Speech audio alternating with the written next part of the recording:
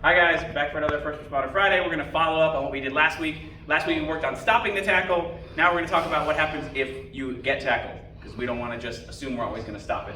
So much the same setup as before. When he goes for the tackle, the minute I know I'm going down, I want to close my legs around his waist, because this is where he's going to generate his power when he starts raining punches down on me. So when he goes, I know I'm going down, I need to lock up my feet.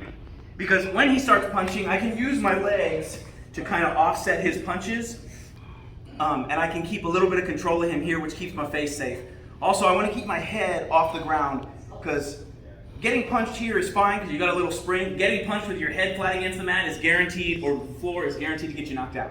Okay, so I'm here and I'm defending. I'm going to wait for a punch, and whatever side he swings from, I'm going to pull him through the other way, and I'm going to catch him. So I'm going to come here using my legs, and I'm going to wrap and go real tight.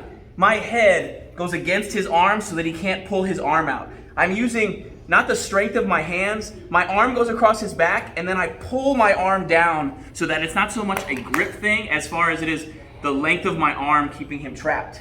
Now I'm going to start working on getting on top. So now I can open my guard, and I'm going to use my hips and come up to the top here, and then do the rest of my things from here. I'll now be here, which is a much better position for me to do all the handcuffing things that we need to do.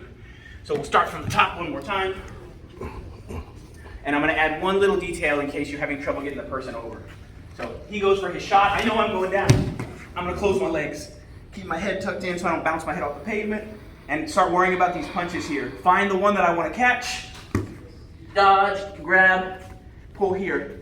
A lot of times, I can just use my hip to get him over. But if I can't, this foot that is on the opposite side of his arm, I'm going to scoop myself back and hook it into his leg. And then this leg, I'm going to focus on chopping his knee under his body so that I can get this lift, and it's going to help me get up from here.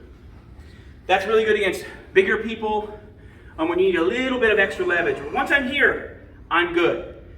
Now if he tries to punch, I have all the leverage and all the body weight that I need to move myself off, and I can start focusing on getting control, getting him on his side, and going to my handcuffing procedures.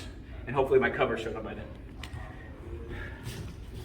So, last week plus this week, keep them together, train them together, because you always want to plan for the worst, but you want to try to be prepared before you run into anything. Thank you, Brian, again, for helping me. Stay safe out there. Y'all stay safe out there. Keep practicing, keep training.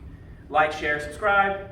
Please leave comments or situations you run into on the street in the comments, and we will go over that stuff as we go forward. Thank you. Y'all be safe.